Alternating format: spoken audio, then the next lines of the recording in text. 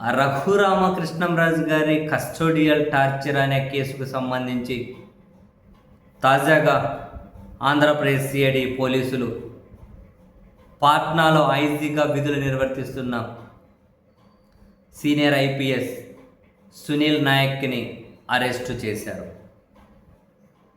బీహార్ క్యాడర్కి చెందిన ఈ అధికారి ఇంతకుముందు డెప్యుటేషన్ మీద ఆంధ్రప్రదేశ్లో పనిచేశారు.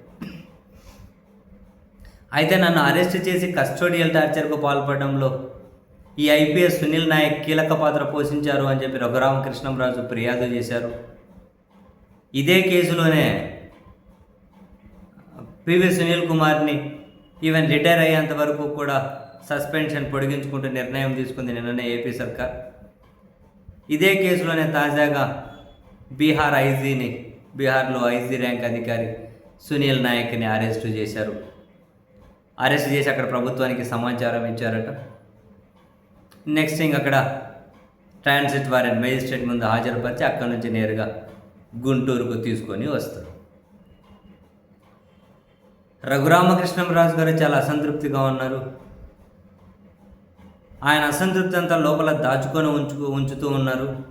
తన కస్టోడియల్ టార్చర్ కేసు అనేది సరిగ్గా ముందుకెళ్ళడం లేదు అని ఆయన అసంతృప్తికి కారణం అని చెప్పి మీడియాలోనే రిపోర్ట్లు వస్తూ ఉన్నాయి. కొన్నిసార్లు రఘురామకృష్ణంరాజు గారు కూడా అసంతృప్తి దాచుకోలేక కాసింత ఎల్లగక్కుతూ ఉన్నారు.